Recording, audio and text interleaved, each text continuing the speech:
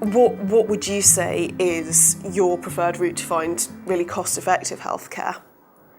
Well, we use brokers who go out to market, and then they provide an analysis to us, and then we decide, who to go with, really. Mm-hmm. Okay, and do you find that provides you with a really comprehensive view of what's out there? Yeah, I mean, they are very good, and like I said, they do give us options. And they've been good at negotiating rates for us over the last few years. So yeah, it's been good for us. When I joined Project One, we had a direct relationship with what was then Standard Life Healthcare, and I introduced working with a broker, which was actually somebody that was personally recommended, and I found it much more helpful to have that broker relationship. So they obviously help out cost-wise with going out to market and helping us negotiate a better rate, but they also help if there's any difficulty around claims. So previously, if an employee had a problem with a claim, I used to step in and start working with Pru Health on that, and I've found it's much more helpful, and it's reduced our admin as well to work with a broker.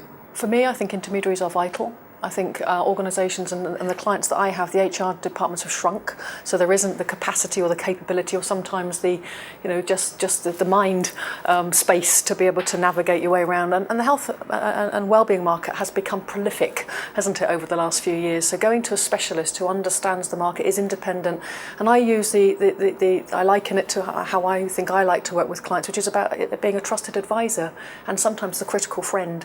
I think sometimes it's not always about trying to sell to the client. It's about saying to the client, why do you want that? What are your drivers? I was with a client yesterday in London who, in my words, spray and pray. They offer 63 different things to their clients in their whole benefits package, and they don't communicate, they don't measure.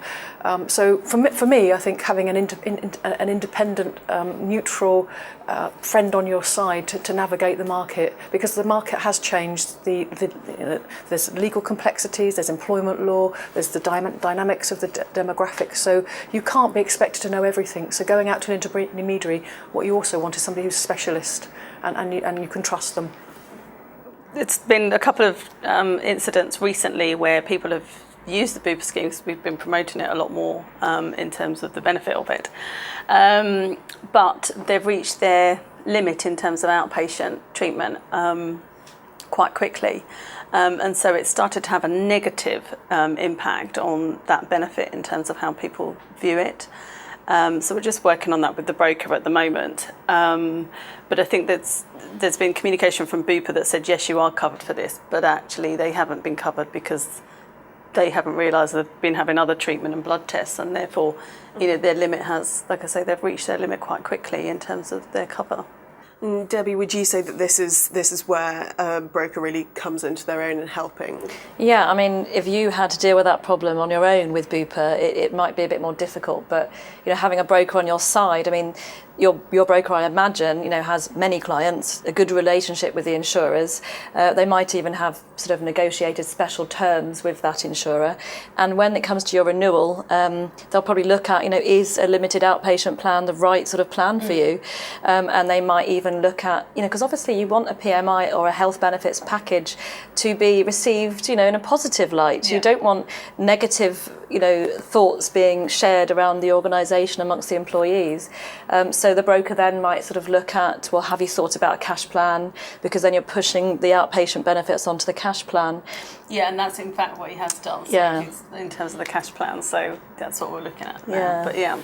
So I think it's vital, because I think what happens in some cases is an HR person might have so many complaints from their employees because of a limit on outpatient or a limit on any of the benefits. It might be that the plan isn't right for you, but you hadn't realised, and then the plan gets cancelled. So obviously a broker or an intermediary being involved is very helpful. There's been a lot of surveys. Insurers love surveys, and one insurer did a survey, and they said to a group of employers, how do you source your health benefits? And about half of them use a broker, and the other half went direct or other. I'm not sure what other is. But the people that didn't use a broker, and they split them into small and large companies, people that didn't use a broker the reason they didn't use them is because they thought it was going to cost more money. And actually using a broker should mean that it costs less money. So that's one of the biggest problems, is that people think, because it kind of makes sense to you, if you're going to use a broker, well, how do we get paid? Well, we get a commission from the insurer. On larger corporates, they charge fees and they may or may not take commission. But obviously, from the insurer's point of view, they don't have a direct sales force to run, that it requires a salary, a bonus, company cars, etc., an appointment setter, because you said earlier you used to get lots of calls from these people. So it actually costs them less going through an intermediary. So actually the pricing is matched. And often, obviously, you mentioned earlier the market comparisons that we provide then puts pressure on the holding insurer to sort of keep the prices low, because they want to keep your business.